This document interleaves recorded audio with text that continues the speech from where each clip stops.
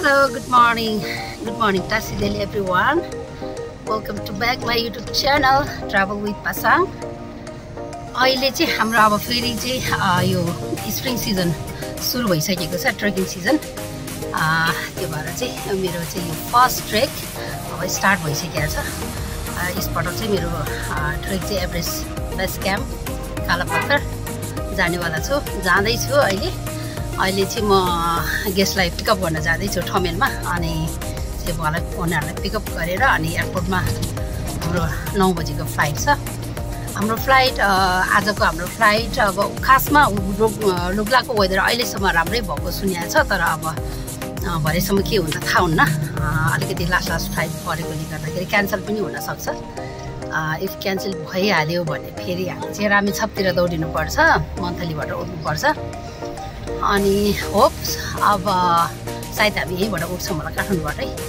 आज हामी उडेर लुग्ला पुग्छौँ, अनि लुग्लाबाट चाहिँ पाक्किङसम्म गएर हामी त्यहाँ त्यस्तै 2-2.5 जति हिँडेर चाहिँ हाम्रो आजको यात्रा चाहिँ यसरी सुरु गर्नेछौँ।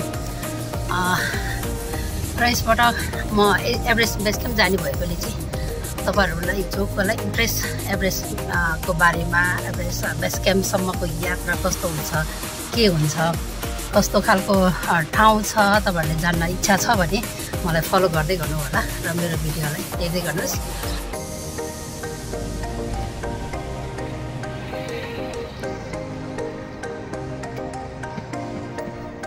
हामी चाहिँ अहिले एयरपोर्ट पुगिसकेका छौँ। एयरपोर्ट एकदम बिजी छ। हाम्रो प्लेन फेरि पनि डिले भएको छ, हाफ आवर। र के हुन्छ हेरौँ, यत्रो धेरै मान्छे छ।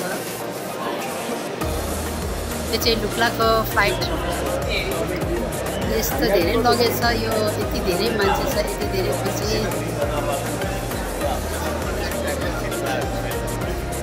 अझै पनि हामी होप गर्छौँ। हामी यहीँबाट उठ्न चाहन्छौँ, हामी रामेछाप जान चाहन्नौँ। हेरौँ के हुन्छ। हाम्रो चाहिँ लुग्ला फ्लाइट क्यान्सल भएर, क्यान्सलै त भएको थिएन, तर चाहिँ उठ्ने खासै चाँडफाँड देखिएन। अनि त्यही भएर चाहिँ हामीले चाहिँ हामीसँग टाइम नभएको कारणले गर्दा हामीले तुरुन्तै हाम्रो वे चेन्ज गऱ्यौँ। हामी चाहिँ कहाँ यता सलेरीबाट हिँड्दै एभरेस्ट ट्रेक गर्ने भनेर फेरि तुरुन्तै हामीले प्लान चेन्ज गरेर हामी चाहिँ अहिले काठमाडौँबाट स्कर्पियोमा आएर यहाँ धुलीखेल पुगेर अनि यहाँ थकालीमा खानासाना खाएर अब चाहिँ हामी सोलुतिर लाग्नेछौँ। अनि खाना खाइसक्यौँ। अब यहाँबाट सलेरीसम्मको यात्रा कस्तो हुन्छ हेर्दैछौँ। लुग्ला पुग्छ भन्दाखेरि धुलीखेल पुग्यो हामी। धुलीखेल पुग्यो। यहाँनिर यसो बिस्किटहरू किनेर लानु पऱ्यो बाटोमा खानको लागि। बहिनी हेलो, ओरियो बिस्कुट छ सानोमा, के अरे प्याकेटै छ, दिनु न मलाई 1 झोला दिनु।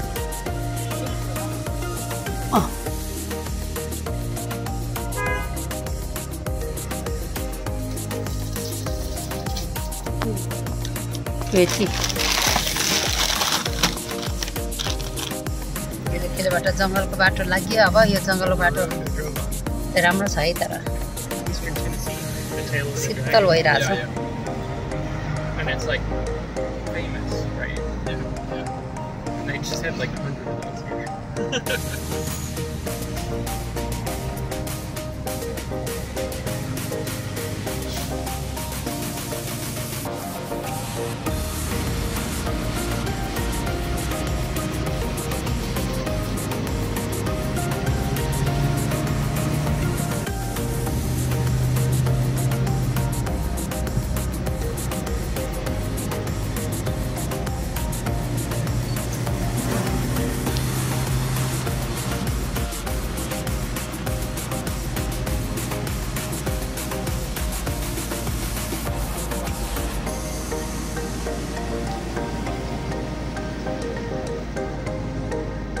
यात्रा सफल है। अघि तलको सत्रै रहेछ नि त भनेपछि।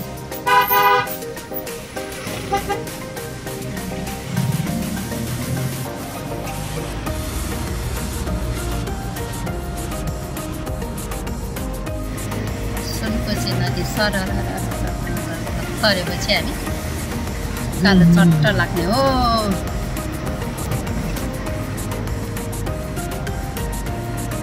आउँदा आउँदै रात पऱ्यो गुल्मीदेखि हामी रात परेर पछि बाजेर आएको। झपक्क मात्रै न पुरै रात परिसक्यो नि अब त। गुल्मीबाट 6 बजे भनेपछि अब सोलो हामी 3 घन्टामा त पुग्छ होला भन्ने गेस गरेको। ढिलोमा 4 घन्टा नत्र भने 3 घन्टामा पुग्छ। रातको 10 बजे हामी बल्ल सोलो पुग्यौँ। सोलो हामी शेर्पा होटलमा बात बस्यौँ।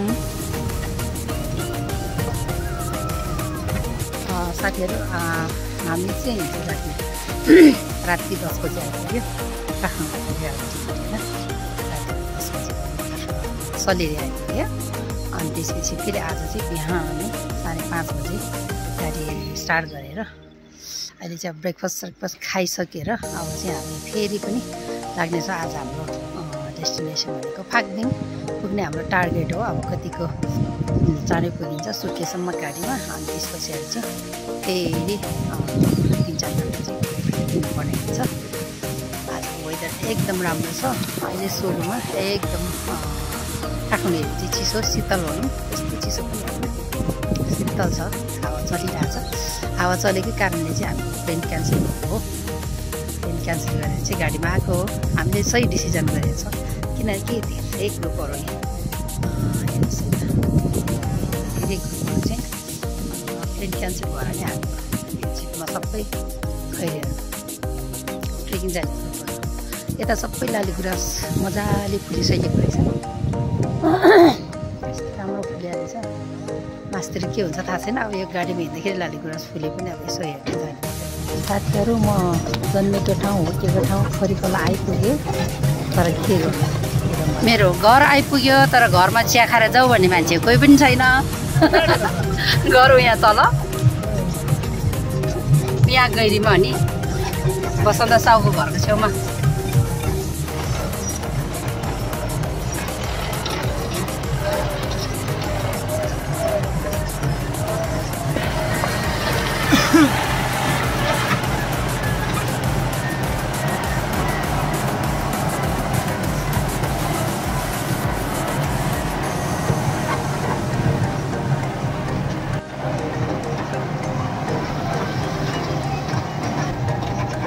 In the summer season, big waterfall. Yeah. Now it's quite small, tiny.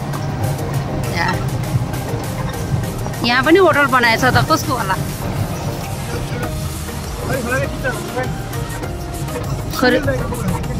Hira sir हो? ए अरे हिरा सर यहाँ होटल बनाएको? आमा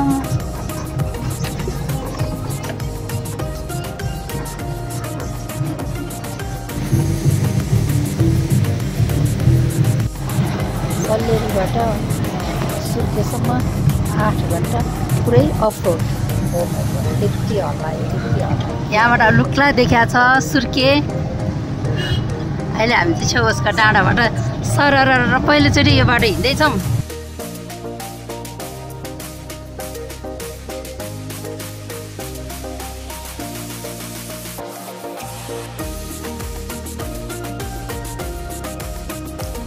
हामी चाहिँ अहिले सुर्खेत पुगिसकेका छौँ। अब चाहिँ हामी यहाँबाट चाहिँ हिँड्न सुरु गर्छौँ ग्रुपसँग।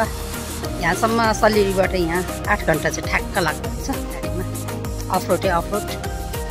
अब चाहिँ हामी यहाँबाट लेफ्ट राइट दिने हो। Okay ready? जाम जाम।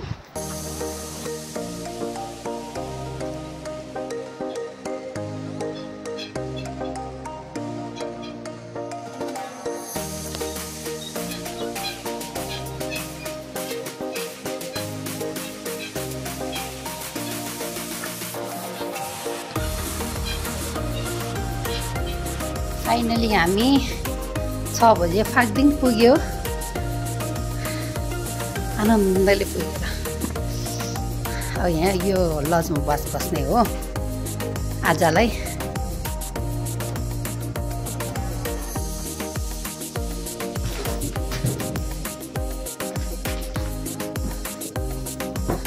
किचन आई एक्लै छ बिचरा, सघाउने मान्छे कोही छैन।